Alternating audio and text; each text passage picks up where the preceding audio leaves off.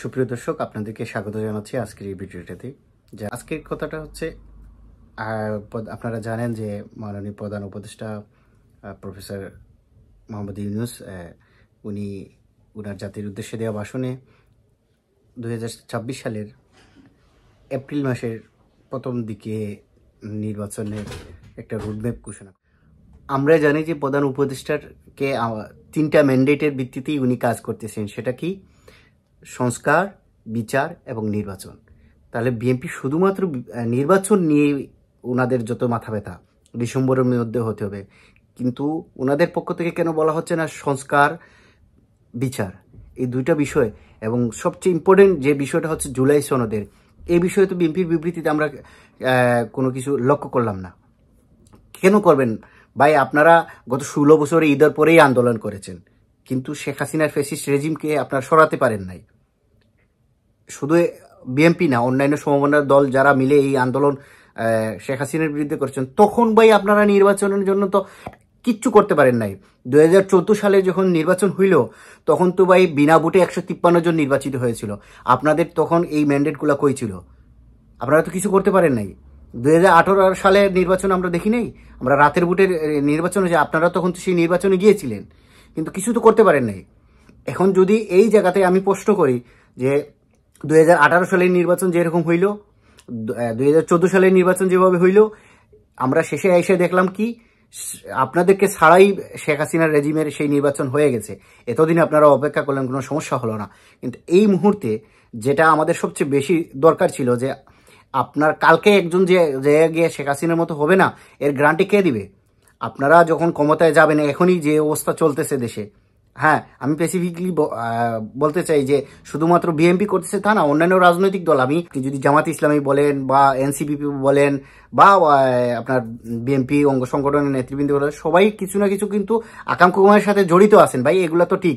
কারণ আমি উদাহরণস্বরূপ ধরলাম, এক্স কালকে ক্ষমতায় গেল, এক্স যে পরবর্তীতে শেখ হাসিনার মতো হবেন না, বা ওনারা যে সর্বময় ক্ষমতা ব্যবহার করবেন না, সেটা নিশ্চয়তা কে দিবে? এই জনগণ কি বারবার শুধু দুঃখাই খেতে থাকবে, আর আপনারা টাকাটা খামাইয়া দেশের বাইরে পাঠাই দিবেন? তাহলে তো ভাই এই জায়গাতেই জরুরি না যে সাধারণ মানুষ, নেতার তো ছেলে আমি দেখি নাই কেউ এই জুলাই আন্দোলনের বা এর আগে যে আন্দোলনগুলো হয়েছে, কোনো নেতার ছেলে তো জীবন দেয় নাই। জীবন দিছে মধ্যবিত্ত শ্রেণী বা শিক্ষিত যারা এসেছে, যাদের কোনো হাই লেভেলের মাথা উঁচু কেউ নাই, তারাই এই রাজপথে ছিল, আন্দোলন করেছে।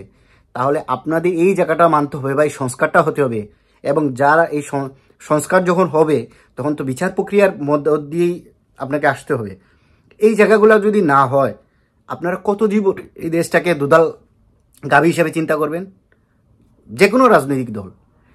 তাহলে আমি যেটা আমার দৃষ্টিভঙ্গির আলোকেই আমি যে কথাটা বলতে চাই, যে আপনার এই সংস্কার এবং বিচার, অ্যাটলিস্ট তো যারা নিহত হয়েছে, আমার একজন কলিগ শহীদ এটিএম তুরাবকে গুলি করে মারা হইল, আমি ওর সাথে দীর্ঘদিন কাজ করেছি, ওর ফ্যামিলির কী অবস্থা ভাই? কালকে যখন এই বিচার প্রক্রিয়ার জায়গাটা যদি নিশ্চিত না করা হয়, আমি হাদি সাহেবের একটা ইনকলাব মঞ্চের ওনার বক্তব্যটার একটা কুট করে বলি, সিপাহী বিদ্রোহ আমরা দেখি নাই 1857 সালের? কি হয়েছিল? এই উপমহাদেশে ব্রিটিশদের বিরুদ্ধে একটা গণবিস্ফোরণ হয়ে গেছিল, কিন্তু এটা সাকসেসফুল হয় নাই দেখে পরবর্তীতে এই আন্দোলনের সাথে যারা সম্পৃক্ত তাদেরকে সন্ত্রাসী হিসেবে ফাঁসিতে ঝুলিয়ে শেষ করা হয়েছে। যেটা আপনারা এখনো পর্যন্ত ঢাকা সহ অন্যান্য জায়গাতে এর শহীদদের কবরগুলো রয়েছে। এই জুলাই আন্দোলনে যারা শহীদ হয়েছে বা আহত হয়েছে, তাদের বেলাও এরকম পরবর্তীতে হবে না। এর গ্যারান্টি কি? আপনারা শুধু ক্ষমতায় যাওয়ার জন্য উন্মুখ হয়ে আসেন ভাই। আপনারা ক্ষমতায় যাবেন, আপনারা বাংলাদেশের সবচেয়ে বড় এবং জনপ্রিয় রাজনৈতিক দল, এটা স্বীকার করি। এবং এই ফ্যাসিস্ট রেজিমের সময় সবচেয়ে বেশি নির্যাতিত যদি কোনো দল থাকে, তাহলে আপনারাই আছেন। এবং এখানে জনাব তারেক রহমান থেকে শুরু করে দেশনেত্রী বেগম খালেদা জিয়া, আল্লাহ ওনাকে হায়াতে তৈবা দান করুন, এই মানুষটা সবচেয়ে বেশি নির্যাতনের শিকার হয়েছেন। এবং এই যে ভারতের মদদে কিভাবে ওনাদের বিরুদ্ধে আপনার অপপ্রচার হয়েছে, তার নিদর্শন আমরা দেখেছি। তো এই জায়গাটা আসলে ভাই বন্ধ। এই মানে আপনার যে জায়গা, এই জায়গাটা তো আপনার বন্ধ করতে হবে। এই বন্ধ করার আগেই আপনারা ক্ষমতায় চলে যাবেন কেন ভাই? একটু ধীরে সুস্থে আপনারাই ক্ষমতায় আসবেন। বিএনপি নেক্সট ক্ষমতায় আসতেছে, অন্য কেউ আসবে না, আমি এটা বিশ্বাসও করি না। এনসিপি ক্ষমতায় চলে আসবে না, জামাত ইসলামীও পারবে না, আপনারাই ক্ষমতায় আসবেন। কিন্তু আপনাদের কাছ থেকে এই এনশিওরটুকু আমাদের পাওয়া উচিত, আমাদের জনগণের পাওয়া উচিত যে আপনারা কোন ম্যান্ডেট নিয়ে আসতেছে। শুধু নির্বাচন না করে যারা এই শহীদ হইল, যারা আহত হইল, তাদের বিষয়ে আপনারাও কথা বলুন। আপনাদের বিবৃতিতে সেই বিষয়টা আসা উচিত ছিল, জুলাই সনদের বিষয়টা আসা উচিত ছিল। এবং এই জুলাই আন্দোলনের ফলেই কিন্তু শেখ হাসিনা পালিয়ে গেছেন এবং তার পরবর্তীতেই ছাত্ররাই প্রধান উপদেষ্টাকে ডক্টর মোহাম্মদ ইউনূসকে এনে প্রধান উপদেষ্টা করেছেন। সো উনার যে ম্যান্ডেটের জায়গাটা আপনারা বলতেছেন আপনাদের বিবৃতিতে উনি রাজনৈতিক বক্তব্যের বাইরে গিয়ে বক্তব্য দিয়েছেন, ভাই না, এই জুলাই আন্দোলন উনাকে এটা দিয়েছে, আপনাদের এই জায়গাটাও এনশিওর করা উচিত। আমি আশা করব বিএনপি নেতৃবৃন্দ শুধুমাত্র রমজানের একটা আবেগের ইমিশনের জায়গাটাকে মানুষকে ম্যানিপুলেট করার জন্য এটা না করে প্রকৃত অবস্থান থেকে আপনাদের 3টা ম্যান্ডেট যে বিষয়টা নিয়ে বারবার কথা বলা হচ্ছে, আপনারা একটাবার জুলাই সনদ নিয়ে কেন কথা বলেন না? শুধু নির্বাচন নিয়ে বলতেছেন। আপনারা কেন বিচার প্রক্রিয়াকে নিয়ে, সংস্কারকে নিয়ে বলেন না? এই প্রশ্নটুকুর উত্তর কে দিবে ভাই? এগুলো আমাদের জানা উচিত। এবং এভাবে আপনারা মনে রাখেন, এই জুলাই আন্দোলন কিন্তু বাংলাদেশের মানুষকে এমন একটা পর্যায়ে নিয়ে গেছে যে যারাই আগামীতে শুধু খাও খাও আর হাসিনার মতো হতে চাইবেন, তাদেরকেও কিন্তু এই দেশের এখনকার ম্যাক্সিমাম যে জেনারেশন, যে যারা আছে জেনজি আমরা বলি, বা যেটা আছে ইয়ত সমাজ যেটা আছে, এরা কিন্তু এখন আর আপনার মুখ বুঝে সহ্য করে যাবে এরকম না। মানুষ যখন একবার আন্দোলন শিখে যায়, সেটা কিন্তু একটা কথা আছে না যে রক্তের ঘ্রাণ একবার পেয়ে গেলে সেটা একটা নেশার মতো হয়ে যায়। বাংলাদেশ মানুষ আন্দোলন জানে ভাই। সো আপনারাও যে আন্দোলনের ভয় দেখাচ্ছেন, আপনারা প্রধান উপদেষ্টাকে নিয়ে আপনাদের দুদু সাহেব বলেন নেই, হ্যাঁ বুলু সাহেব বলেন নেই? আপনারাই তো ওনাদেরকে চিঠি দিয়ে সতর্ক করেছেন।